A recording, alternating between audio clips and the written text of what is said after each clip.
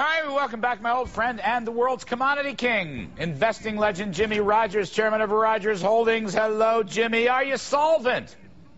Larry, I am still solvent. What about you? You're the one I'm worried about. I know, and you ought to be worried after the drubbing we've taken here in the States. Now, Jimmy, where are you putting your money right now? This has been a god-awful period. What are you doing? Where do you invest? Mainly I'm watching right now, Larry, but the only thing I know where the fundamentals are getting better are commodities. I mean, farmers cannot get loans for fertilizer. Nobody can get a loan to open a new mine. So you're going to see the supply of commodities continue to decline no matter what happens to the world economy. And I cannot say that the fundamentals of General Motors are getting better. I cannot say that the fundamentals of Citibank are getting better, but they are getting better for commodities. What do you think about, speaking of, all right, you're still loyal to the commodity play, and they look like they're stabilizing and bottoming in general. You like the farmland. By the way, where are you buying the farmland? Well, mainly I'm a director of a firm which is buying farmland in Canada and in Brazil at the moment. Both of those are great agricultural countries where you don't have to worry about your capital being expropriated, or so we hope. Jimmy, what's the story with the American banking system and the Washington alleged fix for it? How difficult? How awful?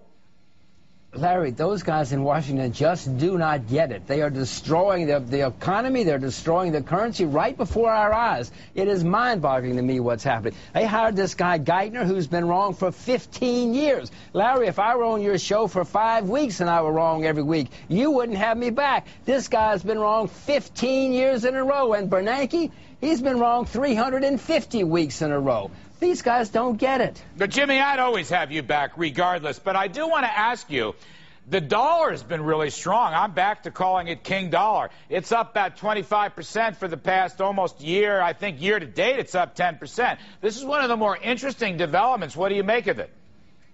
Well, no, Larry. I explained last time I was on CNBC there last year that there is an artificial rally in the dollar because everybody's been short the dollar. Now they're being forced to cover. There's forced liquidation going on.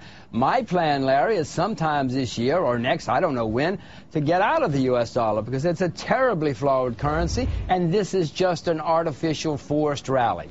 But if you have a stable currency here, a normalized upward-sloping Treasury yield curve, which is great to predict future recovery, and a continued energy tax cut, let's say energy prices stabilize at about $40 a barrel or thereabouts, I mean, isn't that really positive for the American stock market?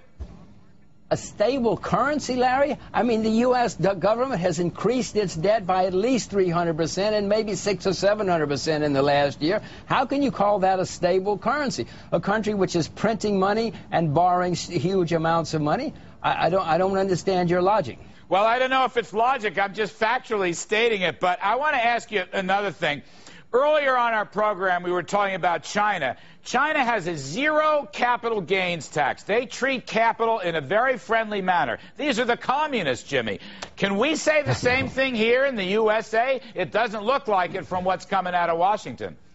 Mr. Obama is going to increase taxes on capital. Can you believe that in a period when we have the worst capital shortages in decades, these geniuses in Washington are going to increase the taxes on capital? I'm not making this up. And they're going to increase taxes on energy. Larry, the only market that I own still, that I bought, at least I bought in the last few months, has been China. All right, Jimmy Rogers, you're terrific, my friend. It's great to hear from you. Kudlow Report. We will be right back.